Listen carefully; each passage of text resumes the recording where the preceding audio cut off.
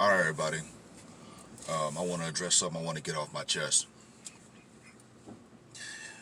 I want to address this divide between black men and black women. Yeah, it's coming. I want us to stop saying that we don't need each other. We don't need each other. I don't need a man. I don't need a woman. No other race of people say that as much as we do. There's a little story. All right, yesterday, my wife had to go through surgery. We went into the hospital, and my wife was in the holding room, and I was back there with her. So the anesthesiologist came in to talk to her, and she said, "Who is this guy that I'm looking at?" And my wife said, "That's my husband." You should have seen the look on her face when my wife said that. It's almost like it was foreign to her. My wife and I have been married for almost 28 years. All right. Of course, you're not gonna get along. You're not gonna get along with everybody. All right. If you be around somebody, for so long, sooner or later you're gonna bump heads. Yes, you have disagreements and everything. All right. But don't hold disagreements to a whole another level to where you say you don't need somebody. We all need allies. You need to go read that book called 40 Laws of Power. Everybody need allies, even United States. You can't be independent. Nobody's independent. No man, no woman is independent. We all need allies. We all need somebody to basically look out for us when we fall short of something. All right. From what I heard, try being independent in jail. You'll get your behind handed to you. But anyway, back to the story.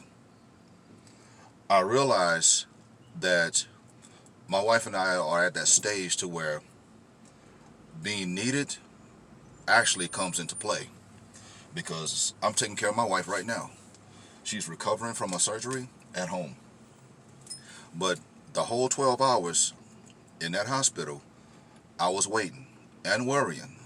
All right, because when you get to be, people our age, all right, surgery is really not a good thing. All right, because your body can't heal like it used to when you was in your 20s.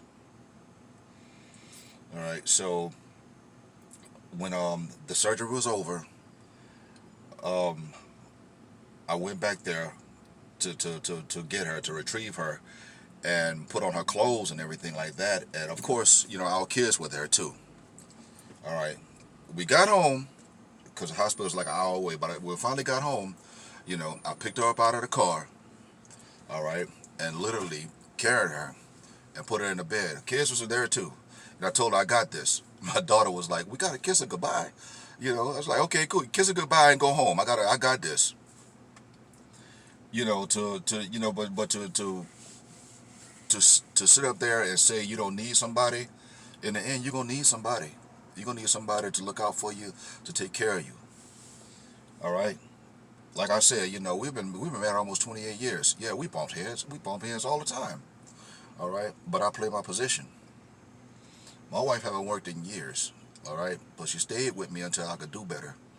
Now my wife is enjoying the my wife is in. Let's just say she's enjoying the doggone lifestyle of a 6-figure income sitting on her behind.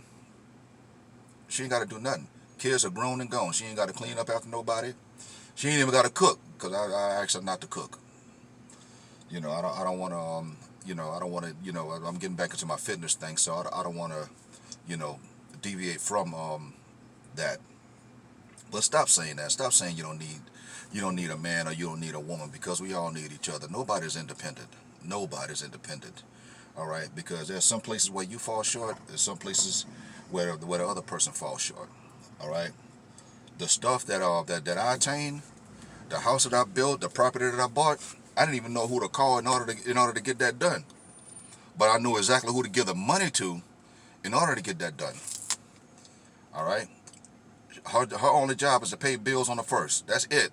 I hand her the money. I hand her the ball. She run that sucker in the end zone every month. All right, so let's start joining together and start being more powerful. More powerful. I'm sorry, that's superlative. That's the double positive. But anyway, let's start being positive towards each other and making things right, because nothing scares society more than black people coming together. See, because single mothers, that's not a threat. Brothers shooting each other in the street, that's not a threat. But a father in a home raising the kids with the wife and everything like that, that's a big threat to this society. And they hate that. They hate that threat, because that brings out powerful kids. That your kids have a better chance with two people in the doggone house. All right. So yeah, we need each other. Just play your position. Peace.